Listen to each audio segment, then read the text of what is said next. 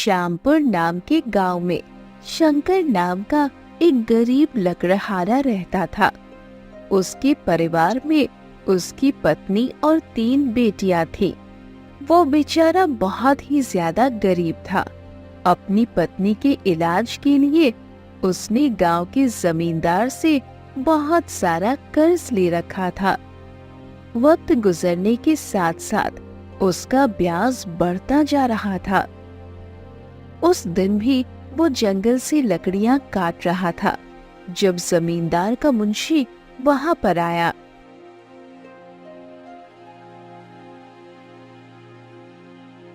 तुम यहाँ पर हो शंकर? मैं तुम्हें कब से तलाश कर रहा हूँ। मुंशी को अपने सामने देखकर शंकर बहुत ही ज्यादा घबरा गया था। अरे मुंशी भैया, सब खैर तो है? जमींदार जी मुझे क्यों बुला रहे थे? अभी पिछले हफ्ते तो मैं उनसे मिलकर आया था। अब ये तो तुम्हें जमींदार जी से मिलकर ही पता चलेगा। उन्होंने मुझे ये आदेश दिया है कि मैं अभी और इसी वक्त तुम्हें लेकर अपने साथ चलूं।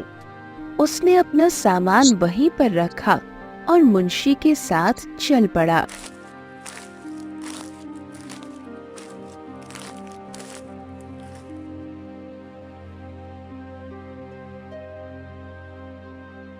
जिस रास्ते से मुंशी और शंकर गुजरकर जा रहे थे, इस रास्ते में बहुत से गांव के लोग भी थे। अरे देखो देखो इस शंकर को, बेचारे को देखकर तरस आता है। 3 जवान बेटियां हैं बेचारे की। उनकी शादियां भी करनी है। उनका दहेज तैयार करेगा या अपनी पत्नी का इलाज करवाएगा या फिर अपना कर्जा उतारेगा। बेचारे की किस्मत ही खराब है। ये गांव के लोग सही कहते हैं। मैं अभागी हूँ। मेरे भाग में सुकून लिखा ही नहीं है। ऊपर वाले ने 3 बेटियां दे दी। उनका बोझ मैं अकेला कैसे उठाऊं? अगर ऊपर वाले ने मुझे बेटा दिया होता तो आज वो मुझे कमा कर खिलाता, अपनी माँ का इलाज करवाता।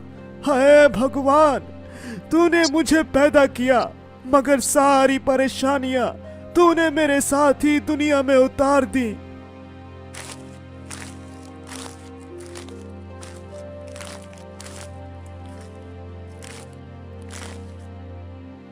जब शंकर जमींदार के पास गया तो जमींदार को प्रणाम करने लगा। प्रणाम जमींदार जी, कैसे हैं आप? हाँ भाई शंकर, अब बताओ आज कौन सा बहाना है तुम्हारे पास? मैं समझा नहीं जमींदार जी, आप किस बारे में बात कर रहे हैं? कृपा करके मुझे बात अच्छे से समझाएं। तुमने कहा था कि 1 हफ्ते के बाद आकर मुझे ब्याज दोगे। 1 हफ्ते की मोहलत खत्म हो गई है, समझे? जमींदार जी, आप जानते हैं कि मेरी पत्नी बहुत बीमार रहती है। मैं जो भी कमाता हूँ उसी के इलाज पर खर्च हो जाता है। और इस हफ्ते तो बारिश होने के कारण मैं लकड़ियाँ काटने के लिए भी नहीं जा सका। हमारे घर में तो खाने को अनाज का एक दाना तक नहीं है। मैं बहुत परेशान हूँ कि आज अपने घर वालों को क्या खिलाऊंगा और अपनी पत्नी की दवा कैसे लेकर जाऊंगा। देखो शंकर, अगर तुम ब्याज देने में ज्यादा समय लगाओगे तो तुम्हारा ब्याज बढ़ता जाएगा। तुम गरीब आदमी हो, इसलिए मैं तुम पर दया करके तुम्हें 1 महीने का समय दे रहा हूँ। 1 महीने के बाद तुम मुझे ब्याज की कीमत अदा करोगे, वरना मैं तुम्हारा ब्याज पहले से ज्यादा बढ़ा दूंगा, समझे? नहीं नहीं जमींदार जी, ऐसा नहीं होगा। मैं महीना खत्म होते ही आपका ब्याज आपको दे दूंगा। आपका बहुत बहुत धन्यवाद जमींदार जी। आपने मुझ गरीब की बात सुनी और मुझ पर दया की। ऊपर वाला आप पर दया करे। शंकर घर वापस आ गया था। अब उसने खुद से वादा किया कि अब वो दिन रात काम करेगा। अब मैं रात को भी लकड़ियां काटा करूंगा और दिन को भी मजदूरी कर लिया करूंगा। जो भी पैसे बनेंगे वो मैं जमींदार जी को दे दूंगा और अपने परिवार वालों से कहूंगा कि इस मुश्किल समय में मेरा साथ दे। 2 वक्त की रोटी खाने के बजाय 1 वक्त की रोटी खाएं। इस तरह से काफी बचत हो जाएगी। शंकर अपने जहन में मंसूबे बनाते हुए घर वापस आया तो उसकी पत्नी बहुत रो रही थी। अब तुम्हें क्या हो गया है श्याम? एक तो मैं बाहर से परेशान घर आता हूँ, आज तो सबसे पहले तुम्हारी रोती हुई सूरत नजर आती है। कभी तो तुम मुझे हंसती मुस्काती नजर आओ ना। मेरा दिल तरस गया है तुम्हें खुश देखने को। अब शंकर भी बहुत ज्यादा परेशान हो गया था। एक तो तुम्हारी बीमारी, ऊपर से इन 3 बेटियों का बोझ। मत पूछो श्याम, मेरी तो रातों की नींद उड़ गई है। उस रात वो सभी लोग अपनी अपनी जगह पर परेशान थे। पिंकी की आंखों में आंसू थे। वो तीनों बहनें एक साथ चारपाई डालकर लेटी हुई थी।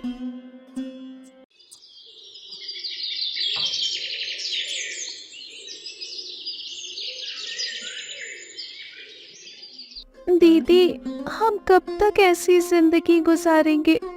कब तक अपने माता पिता को ऐसे रोते हुए देखेंगे? हम और क्या कर सकते हैं पिंकी? हम सिर्फ अच्छे समय के आने का इंतजार कर सकते हैं। अपने माता पिता की सेवा करके उनकी दुआ ले सकते हैं ताकि ऊपर वाला उनकी दुआ के कारण हमारे नसीब अच्छे कर दे। कितने अच्छे अच्छे रिश्ते आए हम लोगों के लिए, मगर इस घर की टूटी फूटी हालत और इस घर की गरीबी देखकर वो दोबारा पलट कर यहाँ पर नहीं आए। मुझे तो लगता है किसी दिन हम तीनों इस घर में घुट घुट कर मर जाएंगे और इसी घर में हमारी चिता भी जलाई जाएगी। ऐसी बातें मत किया करो तुम दोनों। ऐसी बातें सुनकर मुझे खौफ आता है और ऊपर वाला भी ऐसी बातों पर नाराज होता है। ऊपर वाले से हर हाल में अच्छे की उम्मीद रखनी चाहिए। चांदनी अपनी दोनों बहनों को समझा रही थी। वो तीनों बातें करते करते सो गई।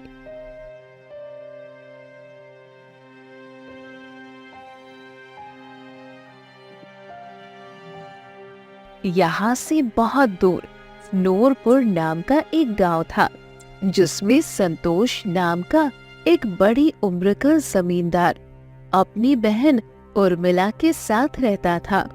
उर्मिला एक विधवा औरत थी जिसकी शादी के 1 साल बाद ही उसके पति का देहांत हो गया था और वो अपने मायके में आ गई थी। उनके परिवार में लड़की के विधवा होने के बाद उसकी दूसरी शादी करने का रिवाज नहीं था। उर्मिला हर वक्त अपनी सोचों में ही गुम रहती थी। वो बहुत गुस्से वाली और झगड़ालू थी। उसकी इसी आदत की वजह से संतोष ने शादी नहीं की थी, मगर अब वो शादी करना चाहता था। इसीलिए उसने भानु को अपने घर में बुलाया था। जी जमींदार, आपने मुझे बुलाया, सब ठीक तो है? हाँ भानु, तुमसे मुझे एक बात करनी है। इसी वजह से तो मैंने तुम्हें अपने पास बुलाया है। अरे आपने मुझे बुलाया, समझो मेरे भाग जाग उठे। आप बताएं क्या आदेश है मेरे लिए? मैं शादी करना चाहता हूँ। भानु, तुमने मुझे कितनी लड़कियां दिखाई, मगर मैं पहले शादी के लिए तैयार नहीं हुआ। अब मैं शादी करना चाहता हूँ क्योंकि मुझे लगता है कि इस हवेली को मेरे बाद मेरे वारिस की जरूरत है, जो मेरे बाद इन जमीनों को, इस हवेली को और इन सारे मामलों को देखेगा। क्या तुम इस सिलसिले में मेरी मदद कर सकते हो? हाँ हाँ, क्यों नहीं जमींदार जी, आप बताएं आपको कैसी लड़की चाहिए। एक को छोड़ मैं 10 लड़कियों की आपके पास लाइनें लगा दूंगा। संतोष कुछ देर सोचता रहा और फिर कहने लगा, मुझे एक ऐसी लड़की चाहिए जो बहुत गरीब हो, जिसके मायके में कोई भी ना हो। जो गरीब लड़कियां होती हैं वो ससुराल में बहुत अच्छे से रहती हैं। तुम तो मेरी बहन को जानते हो, वो कितनी झगड़ालू तबीयत की है। अगर लड़की भी बड़े घर की हुई तो वो मेरी बहन के साथ लड़ाई करेगी और कभी भी घर बसा नहीं सकेगी। इसलिए मैं एक ऐसी लड़की से शादी करना चाहता हूं जो अनाथ भी हो, जिसका कोई भी ना हो, और अगर उसका पिता या भाई हो तो वो भी कर्जे में डूबा हुआ हो। मैं इस तरह से उसका कर्ज अदा करके उसे अपने एहसान तले झुका भी दूंगा और उसकी बेटी को भी ब्याह कर ले आऊंगा। इस तरह वो लड़की भी मेरा एहसान मानेगी और मेरी बहन के बुरे रवैये पर कभी ऐतराज नहीं करेगी। भानु काफी देर तक सोचता रहा था। फिर उसके जहन में एक विचार आया। पास वाले गांव में शंकर नाम का एक आदमी है जिसकी 3 बेटियां हैं। उसकी पत्नी बीमार रहती है। उस पर जमींदार का बहुत सारा ब्याज है। अगर आप कहें तो मैं उससे शादी की बात करूं। वो तो अपनी बेटियों से इतना तंग है कि वो अपनी 3 बेटियों का ही रिश्ता दे देगा। ये तो बहुत अच्छा हो जाएगा। इस तरह से तो मैं नौकरों को भी हवेली से निकाल दूंगा। वो 3 बहनें मिलकर हवेली का काम भी करेंगी और मेरी बहन की सेवा भी करेंगी। तो बस फिर ठीक है, मैं कल ही जा रहा हूँ शंकर से बात करने के लिए।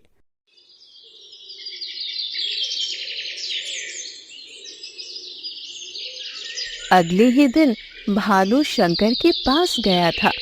उसने संतोष का संदेश दिया था। वो ना सिर्फ तुम्हारा उधार खत्म कर देगा, बल्कि वो तुम्हारी पत्नी का इलाज भी करवाएगा और तो और तुम्हारी 3 बेटियों को सहारा देकर अपनी हवेली लेकर जाएगा। उसकी बहुत बड़ी हवेली है। तुम्हारी बेटियां तो वहां राज करेंगी, राज। शंकर तो खुशी से दीवाना हो गया था। रात तक इतना परेशान था और अब सुबह होते ही उसकी ये परेशानी खत्म हो गई। वो घर गया और अपनी पत्नी को सारी बात बताई। मैं सोच भी नहीं सकता था श्याम कि ऊपर वाला मुझ पर यूं अपनी कृपा करेगा। बैठे बिठाए मेरे सारे मसले हल हो जाएंगे। अब तुम नाशुक्री की बातें कर रही हो श्याम। मैं तुम्हें बता चुका हूँ कि वो दूसरे गांव का बहुत बड़ा जमींदार है। वहां पर तुम्हारी बेटियां राज करेंगी, राज। उन्हें वहां पर अच्छा खाना मिलेगा, अच्छा कपड़ा मिलेगा। यहाँ पर तो उन्हें एक वक्त का खाना भी सही से नहीं मिलता। मैं तो आज तक उन्हें कुछ भी नहीं दे पाया। और तो और जमींदार तो हमसे कर्जा भी नहीं ले रहा है, बल्कि उल्टा हमारा कर्जा अदा कर रहा है। वह हमारी बेटियों को सोने में तौल देगा। बस ये समझ जाओ कि तुम्हारी बेटियों की किस्मत चमक गई है। वो 3 बहनें ये सब सुन रही थी। उनकी आंखों में आंसू थे। वही हुआ ना जिसका डर था। इस टूटे हुए घर में कोई अच्छा रिश्ता आने से रहा। अब इस बूढ़े आदमी के रिश्ते पर पिता और माता ऐसे खुश हो रहे हैं जैसे उन्हें खजाना मिल गया हो। अरे पिंकी, उदास मत हो। इन सब में पिताजी का भी क्या कसूर है। भगवान ने उन पर इतनी मुश्किलें डाल दी है और हम बेटियों का बोझ भी तो उन पर है। जब हमारा बोझ उनके सर से हट जाएगा तो वो भी सुकून का सांस ले सकेंगे। तुम दोनों अपनी ये फालतू की बातें बंद करो। वो हमारे माता पिता है। वो हमें सबसे ज्यादा प्रेम करने वाले हैं। वो कभी भी हमारे बारे में गलत नहीं सोच सकते और ना ही हमारे बारे में ऐसा फैसला करेंगे जिससे हमें तकलीफ हो। उन तीनों ने रिश्ते के लिए हाँ कर दी थी। भानु ने ये बात जाकर संतोष को बताई तो संतोष ने उर्मिला को अपने पास बुलाया और उसे अपनी शादी के बारे में बताया। उर्मिला तो हैरान रह गई। भाई ने तो अचानक ही इतना बड़ा फैसला कर लिया और एक साथ 3 लड़कियों से शादी करने जा रहे हैं। वो तीनों दिखने में कैसी होगी? यकीनन बहुत सुंदर होगी। और अगर उन्होंने भाई का दिल जीत लिया तो वो मुझे इस हवेली से ही निकाल देंगे। उर्मिला की आंखों में आंसू थे। वो बहुत परेशान नजर आ रही थी। संतोष उसके पास गया, उसके सर पर हाथ रखा। उर्मिला, मैं जानता हूँ कि तुम्हें किस बात की परेशानी है। तुम ये सोच रही हो ना कि शादी करने के बाद मैं बदल जाऊंगा, तुम्हें कम तवज्जो दूंगा। तो ऐसा बिल्कुल नहीं होगा मेरी बहन। जो तुम्हारी अहमियत है वो तुम्हारी ही रहेगी, कोई भी तुम्हारी जगह नहीं ले सकता। ठीक है भैया, आपको जो सही लगे। उर्मिला अपने कमरे में आ गई थी। वो मुसलसल अपनी होने वाली भाभीयों के बारे में ही सोच रही थी। संतोष अपने कुछ करीबी दोस्तों को लेकर ससुराल में गया था। उर्मिला ने साथ जाने से इनकार कर दिया था और फिर जब वो तीनों पत्नियों को लेकर हवेली आया तो उर्मिला अपनी भाभीयों को देखकर हैरान रह गई। ये तीनों तो एक से बढ़कर एक सुंदर है। ऐसा कैसे हो सकता है कि भैया के दिल पर ये अपना कब्जा ना जमा सके? और अगर भैया ने इन तीनों की बात मानना शुरू कर दी तो मेरी अहमियत खत्म हो जाएगी। ये तो मुझे हवेली में नौकरानी बना देंगी और मुझे हवेली से बाहर निकाल देंगी। मुझे इन्हें शुरू दिन से ही इनकी औकात में रखना होगा। संतोष भी अपनी पत्नियों को देखकर बहुत खुश हो रहा था। मैं इतना बूढ़ा हो गया हूँ, मगर फिर भी ऊपर वाले ने मुझे इतनी जवानी और इतनी हसीन पत्नियां दी हैं। सिर्फ थोड़े से पैसे देकर मैंने बहुत बड़ा फायदा हासिल कर लिया है।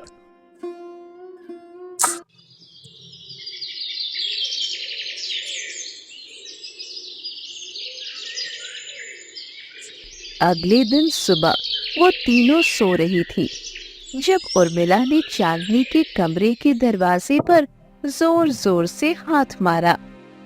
ये क्या बड़ी भाभी, आप अभी तक सो रही है? हमारी हवेली में तो इतनी देर तक बहू का सोना अच्छा शगुन नहीं समझा जाता। चांदनी बुरी तरह घबरा गई थी। उसने दरवाजा खोला तो सामने ही उर्मिला खड़ी थी। क्या बात है दीदी, आप इतने गुस्से में क्यों लग रही है? क्या तुम नहीं जानती हो कि तुम्हारा ससुराल में पहला दिन है? क्या तुम्हारे माता पिता ने तुम्हें ये गुण नहीं सिखाए हैं? पहले दिन ही देर से उठना और किसी को भी नाश्ता ना पूछना, कोई काम नहीं करना। चांदनी तो हैरान परेशान रह गई थी। उसके लिए उर्मिला की बातें बहुत ही ज्यादा परेशानी का कारण बन गई थी। मगर दीदी, मैंने तो सुना था कि हवेली में बहुत सारे नौकर हैं और मेरे पति ने भी मुझे यही कहा था कि अभी कुछ दिन हम लोगों को आराम करना है। अब ये सारे काम नौकर देख लेंगे, बस इसीलिए मैं आराम कर रही थी। ओह अच्छा, तुम खुद को इस हवेली की मालकिन समझ रही हो, खुद को यहाँ की महारानी समझ रही हो। अरे भाभी, सपनों की दुनिया से बाहर आ जाए। माना कि भैया ने आपसे शादी की है, मगर आप इस हवेली की मालकिन नहीं है और ना ही आपकी दोनों बहनें यहाँ की मालकिन बन सकती हैं। यहाँ की मालकिन सिर्फ और सिर्फ मैं हूँ। यहाँ पर सिर्फ मेरी मर्जी चलती है। आप तीनों चले किचन में, अच्छा सा नाश्ता बनाए। चांदनी की आंखों में आंसू आ गए थे। उसने अपने आंसू पोंछे। ठीक है दीदी, आप मुझे बताइए आपको नाश्ते में क्या पसंद है, मैं वही बना देती हूँ। अरे, इसने तो इतनी आसानी से मेरी बात मान ली। मैं तो समझ रही थी ये मेरे साथ झगड़ा करेगी, लड़ाई करेगी, तो मैं भैया को इसके खिलाफ भड़काऊंगी। इसका मतलब है ये लड़की बहुत चालाक है।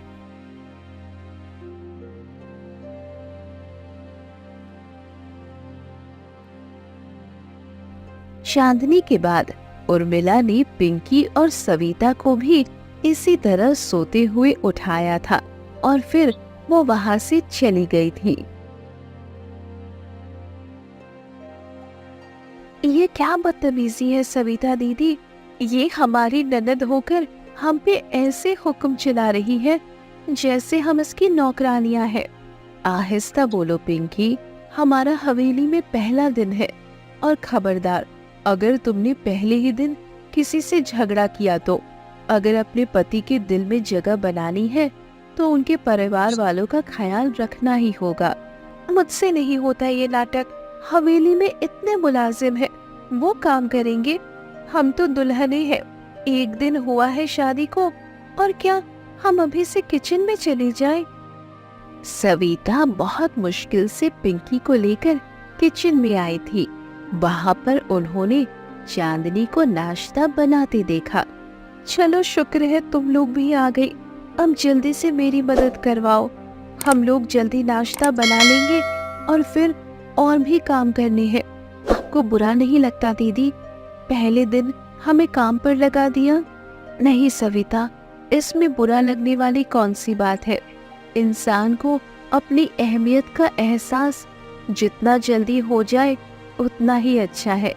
और वैसे भी ये हमारा घर है, अपने घर के काम तो औरतें ही करती है ना। चांदनी ने अपनी बहनों को किसी तरह से समझा लिया था। अब वो तीनों ने मिलकर नाश्ता बनाया और फिर पूरी हवेली की सफाई भी की थी। आज से तुम सब नौकरानियों की छुट्टी है, आज से तुम लोग काम पर नहीं आओगी। जो पैसे बनते हैं मुझे बताओ ताकि मैं तुम लोगों को दे सकूं। क्यों मालकिन, हमसे कोई गलती हो गई है जो हमें नौकरी से निकाल रही है? आखिर हम गरीबों का क्या कसूर है? अरे आपसे कोई गलती नहीं हुई है और ना ही मैं आपको कोई सजा दे रही हूँ। असल में हमें मुफ्त की नौकरानियाँ मिल गई हैं, अब वही काम करेंगी, तुम लोगों को पैसे देकर काम क्यों करवाओ। वो तीनों बहनें ये सुन रही थी। पिंकी को बहुत गुस्सा आया। आप हमारे साथ ज्यादती कर रही है उर्मिला दीदी, हम इस घर की बहू है, नौकरानी नहीं है। कल तक तो हमारे पति ने हमारे साथ बहुत से वादे किए थे और आज पहले दिन ही उन्होंने सारे वादे तोड़ दिए। इसी समय संतोष वहाँ पर आया था। उसने पिंकी को चिल्लाते हुए देख लिया था। अगर मुझे अपने भाइया की नजर में इनकी पत्नी को गिराना है तो ये अच्छा मौका है। उर्मिला जोर जोर से रोने लगी थी। देखा भैया आपने, आपकी पत्नियां मेरे साथ पहले ही दिन कैसा बर्ताव कर रही है। आखिर मैंने क्या किया है? सिर्फ इन्हें यही तो कहा कि नाश्ता बना दे, इसमें गलत क्या है? कहा कि काम तो घर की बहू ही करती है और इस बात पर आपकी पत्नियों ने मुझे बहुत सारी बातें सुनाई है। पिंकी, मैंने तुम्हारी बातें खुद सुनी है। तुमने मेरी बहन के साथ बदतमीजी की है, ये जानते हुए भी कि मेरी बहन तुमसे उम्र में बहुत बड़ी है।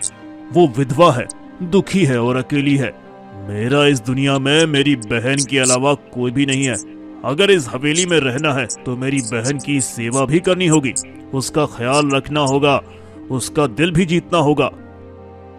पिंकी का तो मुंह हैरत से खुला रह गया था। उर्मिला मुस्कुराने लगी, जबकि चांदनी ने बामुश्किल इस सारी सूरते हाल को काबू में किया था। पिंकी की तरफ से मैं आपसे माफी मांगती हूँ पतिदेव, और उर्मिला दीदी आपसे भी। पिंकी छोटी है, नासमझ है, आप इनकी किसी बात को संजीदगी से मत लीजिएगा। इसकी बात पर बुरा मत मानिए, इसके मुंह में जो आए वो बोल देती है। मैं इसकी तरफ से आपसे माफी मांगती हूँ, भगवान के लिए हमें माफ कर दे। आज के बाद आपको कोई शिकायत नहीं मिलेगी। अरे ठीक है, अपनी दोनों बहनों को भी समझा दो। तुम इन दोनों बहनों में बहुत समझदार हो। अच्छा है कि मुझे समझदार पत्नी मिली है, जिसे एक बात मुझे बार बार कहने की जरूरत नहीं पड़ेगी। अपनी दोनों बहनों को भी समझा दो, ठीक है?